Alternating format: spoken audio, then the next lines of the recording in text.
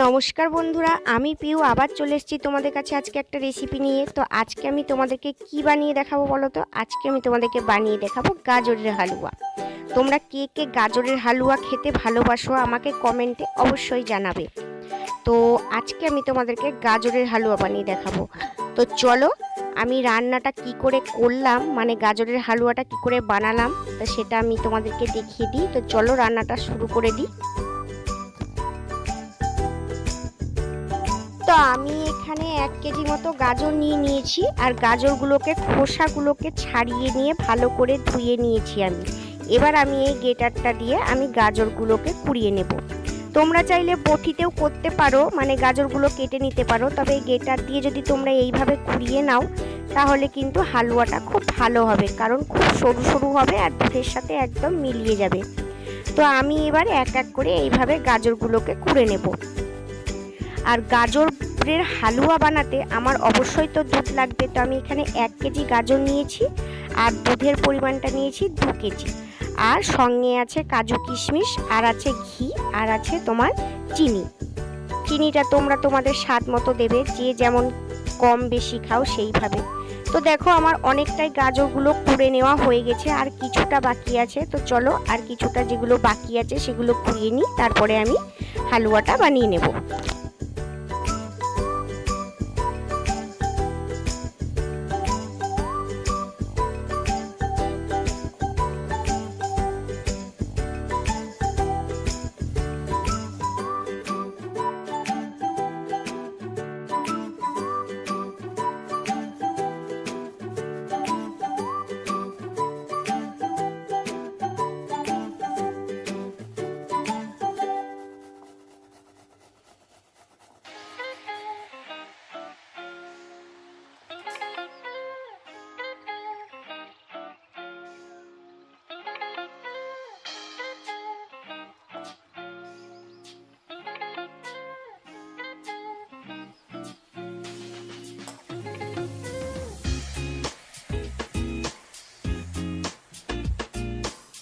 তো সব গাজরগুলো কোড়া কমপ্লিট হয়ে গেছে। তো এবার চলো হালুয়াটা বানিয়ে নিই।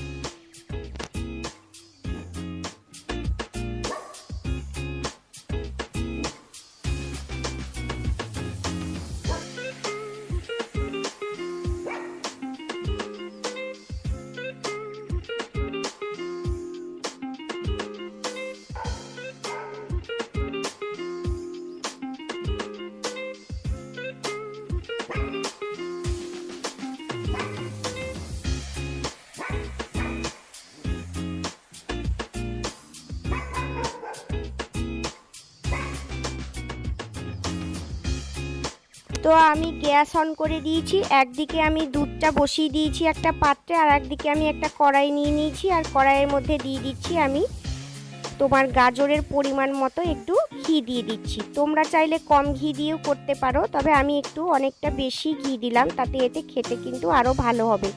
তবে ঘিটা দিয়ে দিয়েছি, এবার ঘিটা গরম হয়ে গিয়েছে। এবার আমি এর মধ্যে কোরানো গাজরগুলো দিয়ে দেবো। আর দুধটা তোমাদের আমি 2 কেজি পরিমাণ নিয়েছি, তবে আমি দুধটাকে ভালো করে তোমার ঘন করে করে আমি ওটাকে 1.5 কেজি করব, মানে একদম ক্ষীরের মতো করে নেব দুধটা, তাহলে কিন্তু গাজরের হালুয়াটা দারুণ হবে। তো দেখো আমি এইদিকে গাজরগুলো দিয়ে দিলাম কড়াইয়ের মধ্যে, ঘিটা গরম হয়ে গেছে। এবার আমি গ্যাসের আঁচটা মিডিয়ামে রেখে আমি কিন্তু গাজরগুলোকে ভালো করে এবার নাড়তে থাকবো। তোমরা কিন্তু একদম স্কিপ করবে না, মানে নাড়তে থাকাটা, কারণ যদি তোমরা বন্ধ করে দাও গাজরটা নাড়তে থাকা, তাহলে কিন্তু তলায় লেগে যেতে পারে। তাই নাড়তেই থাকতে হবে, কন্টিনিউ নেড়ে যেতে হবে যতক্ষণ না গাজরটা ভালো করে ঘিয়ের সাথে ভাজা হয়ে যাচ্ছে।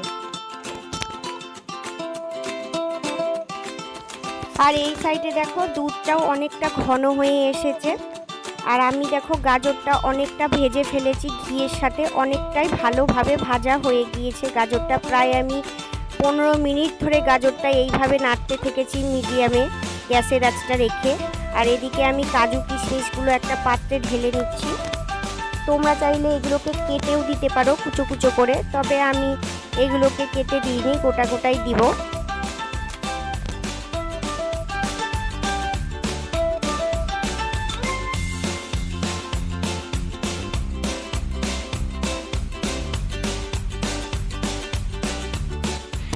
দুধটাও অনেকটাই ঘন হয়ে গেছে। এবার আমি দুধ যে গ্যাসের ওপরে রাখা আছে গ্যাসটা আমি অফ করে দেব, কারণ অনেকটাই ঘন হয়ে গেছে। দেখো প্রায় 2 কিলো থেকে 1.5 কিলোর মতো হয়ে গিয়েছে। এবার আমি গ্যাসটা বন্ধ করে রেখে দেব। আর এদিকে দেখো গাজরটা পুরোপুরি খুব ভালোভাবে ভাজা হয়ে গেছে, খুব সুন্দর গন্ধ বেরিয়েছে।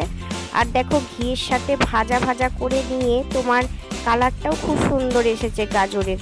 তো গ্যাসের আঁচটা আমি একদমই লোতে করে দিয়েছি, কারণ যদি তলায় লেগে যায় তাহলে কিন্তু একদমই ভালো হবে না গাজরের হালুয়াটা। তো অনেকটাই প্রায় ভেজে ফেলেছি আমি গাজরটাকে ঘিয়ের সাথে।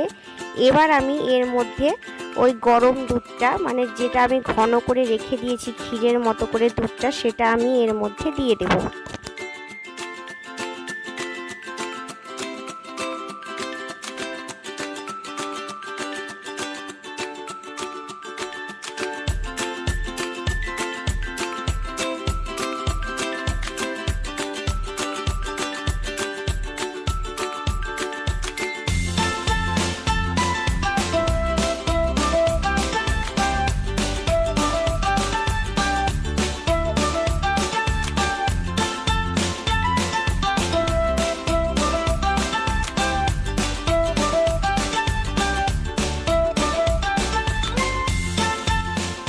সব দুধটা আমি ঢেলে দিলাম এবার গাজরের মধ্যে। এবার আমি গ্যাসের আঁচটা একটু বাড়িয়ে দেব, দিয়ে এটাকে আবার নাড়তে থাকবো যতক্ষণ না এটা ঘন হয়ে যাচ্ছে গাজরের সাথে।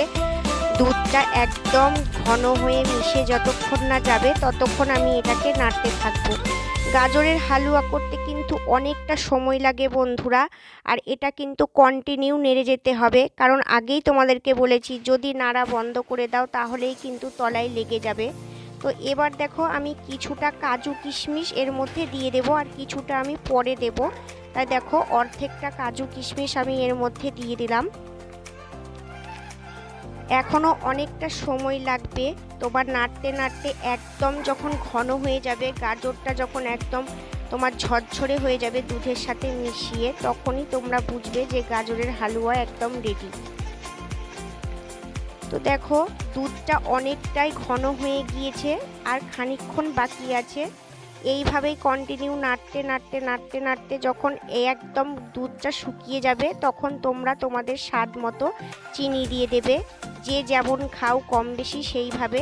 তো আমি এখানে আমার স্বাদ মতো আমি এখানে চিনি দিয়ে দিলাম। আমি চিনির পরিমাণটা একটু কমই দিই সব পায়েসের মধ্যেই, কারণ মিষ্টি অতিরিক্ত ভালো লাগে না, তাই আমি এখানে স্বাদ মতো চিনি দিয়ে দিলাম।